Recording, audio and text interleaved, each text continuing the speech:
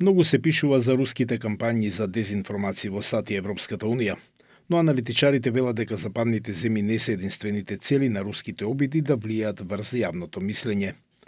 Радитјо Дармаптура е експерт за руска политика на универзитет во Индонезија.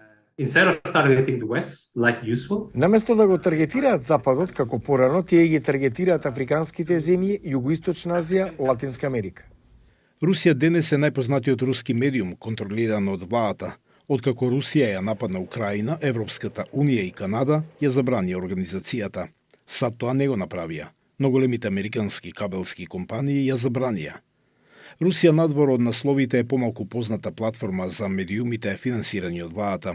Посуптилна во своето убедување отколку Русија денес се фокусира на руската култура и идентитет и им е представена на публиката на нивниот јазик.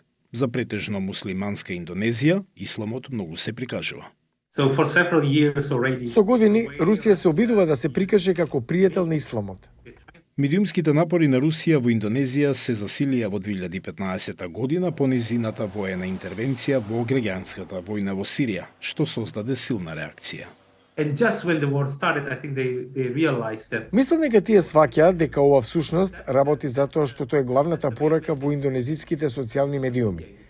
Не за Западот, не за Украина, станува збор за тоа како Русија е доста пријателска кон исламот. Експертите за безбедност забележуваат дека плейбук што се користи на Индонезија се користи на друго место во Азија, како и во Африка и Латинска Америка. Кайл Волтер е шеф на истражување во компанија која работи на борба против дезинформации.